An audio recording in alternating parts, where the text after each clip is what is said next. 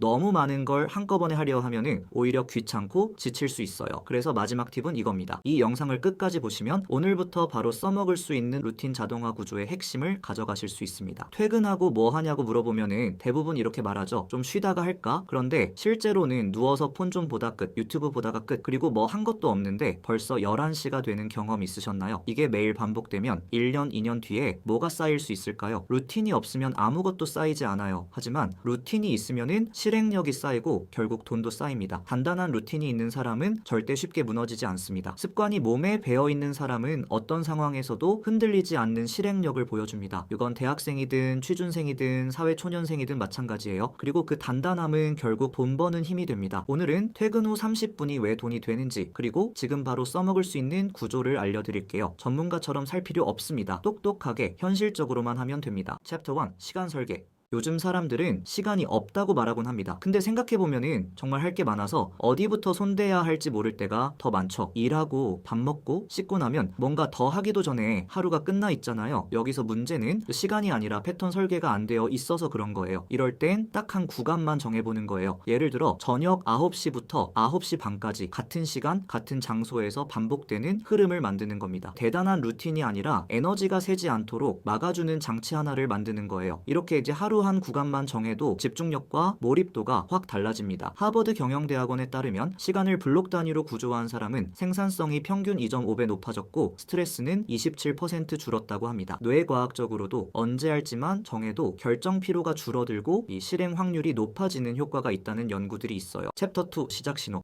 왜 루틴이 맨날 작심삼일일까요? 의지가 부족한 게 아니라 시작 신호가 없어서 그래요. 그래서 우리는 트리거를 만들어야 합니다. 트리거는 뇌가 이제 시작할 시간이야 라고 인식하게 만드는 반복 신호예요. 좋아하는 노래 리스트를 트는 순간 커피나 차 한 잔을 내려오는 그 짧은 시간, 혹은 가볍게 스트레칭을 하는 그 동작 하나가 시작의 신호가 될 수 있어요. 그리고 그 다음엔 딱 하나만 하면 됩니다. 의지가 필요 없는 가장 작은 일 하나, 오늘 할 일을 한 줄로 정리해보세요. 투두 리스트를 적는 것도 좋아요. 아니면 지금 당장 손에 잡히는 일 딱 3분 안에 끝낼 수 있는 것부터 하나만 실행해 보는 거예요. 이렇게 작게 시작하면 자연스럽게 흐름이 생기기 시작합니다. 트리거를 만드는 일은 1분이면 충분합니다. 하나만 만들어도 시작이 가벼워져요. 사실 저도 예전엔 작심삼일이 기본값이었어요. 시간은 생각보다 빨리 흐르는데 이룬 건 없고 마음속에 미뤄둔 목표들만 계속 쌓이더라고요. 그래서 어느 순간부터는 거창한 계획을 내려놓고 딱 하나씩만 지키는 루틴을 시작했어요. 당장 눈앞에 성과가 보이지 않아도 내가 흐트러지지 않고 뭔가 하고 있다는 감각이 생기기 시작했고요. 지금도 엄청난 걸 해내는 건 아니지만 하루하루 내면이 단단해지고 있다는 게 느껴져요. 크게 기대하면 실망도 크다는 걸 알았기 때문에 지금은 작은 걸 쌓는 데 집중하고 있어요. 챕터 3. 모드 전환. 퇴근하고 집에 와서 뭐라도 해보려고 딱 앉았는데 몸은 피곤하고 머리는 멍한 상태가 되죠. 왜 이럴까요? 우리 뇌는 낮 동안 스트레스와 정보 처리를 반복하며 에너지를 소모합니다. 코르티솔 수치가 남아있어서 긴장은 남아있고 집중은 흐려져 있어요. 거기다 스마트폰까지 손에 붙어 있으면은 뇌는 계속 자극에 노출돼서 생산성 모드로 못 들어갑니다. 이 상태에서 루틴을 한다. 그건 누구라도 불가능에 가깝죠. 그래서 시작 루틴이 있어야 합니다. 말 그대로 리셋 버튼을 만드는 거예요. 예를 들어 샤워하고 나오는 그 순간을 이제 시작이다 라는 신호로 정해보세요. 그리고 루틴 공간을 간단하게 정리해주는 것도 효과적이에요. 책상을 정돈하거나 조명을 바꾸는 것만으로도 집중할 수 있는 환경을 만들 수 있습니다. 마지막으로 오늘 읽을 책 한 권을 꺼내 눈에 보이는 곳에 두세요. 행동보다 환경을 먼저 설계하는 게 루틴의 핵심이에요. 이렇게만 해도 몸과 머리가 자연스럽게 루틴 모드로 전환됩니다. 이건 마인드 전환 스위치예요. 모드 전환이 되지 않으면 루틴은 절대 안 굴러갑니다. 챕터 4. 루틴 마무리.